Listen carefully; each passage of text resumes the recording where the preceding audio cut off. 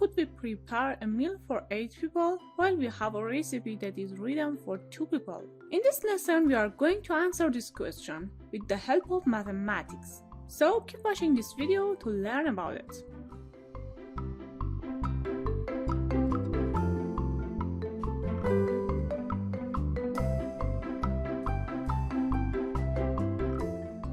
Hi kids, hope everything is going well for you.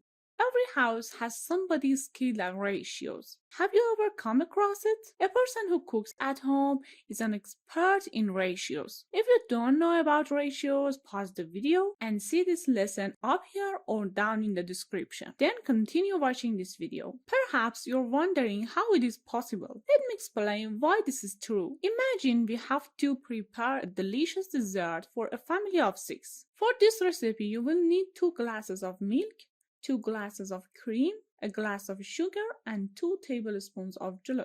The recipe for dessert shows milk and sugar as 2 glasses and 1 glass respectively. The recipe will be discussed in more detail below. It doesn't matter what size glass you use in this recipe, but you must notice that all glasses are the same size. 2 glasses are filled with milk and 1 with sugar.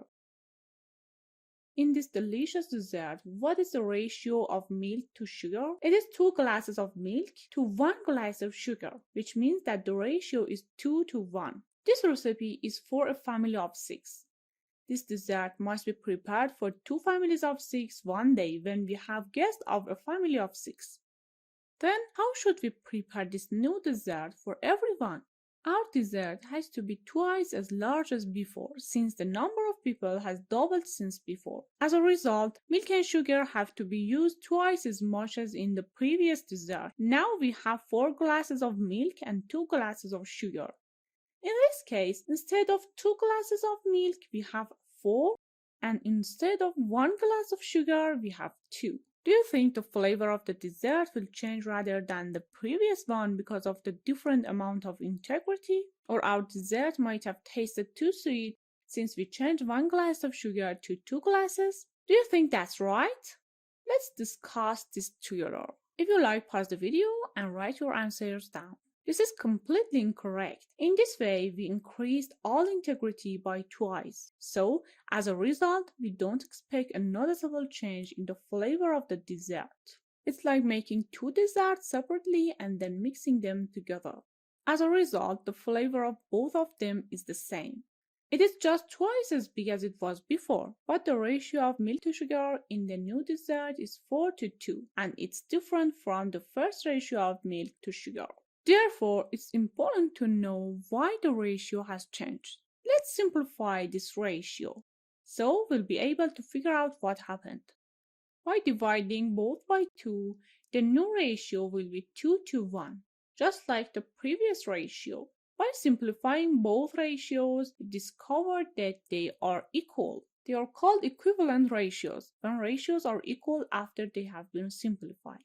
In other words, 2 ratios are considered equivalent if one of them can be expressed as a multiple of the other. While we double the sugar, we use everything twice as well, like mixing up 2 old desserts. So the flavor remains the same. Then you know that someone who cooks at your home is skilled at ratios. They use only one recipe for a particular meal, and when they want to make more of it, they use equivalent ratios. For instance, if they want to make a meal for 2 families rather than 1 family, all integrity will be doubled, and they cook instead of saying, "I don't know what to do." As a result, they can prepare any meal for anyone but need to know equivalent ratios. For example, if we want to prepare the mentioned dessert for 3 families of 6, at first we have to look at the recipe. 2 glasses of milk, 2 glasses of cream, a glass of sugar, and 2 tablespoons of jelly. So we can write the ratios. But we know this recipe is for 1 family of 6, and we have 3 same families. So we can use equivalent ratios. Milk is 2 glasses for 1 family. Therefore, for 3 of them, we have to multiply 2 by 3, which equals 6 glasses. It is the same for cream. Sugar is 1 glass for 1 family, therefore for 3 of them we have to multiply 1 by 3, which equals 3 glasses. Finally, julienne is 2 tablespoons for one family.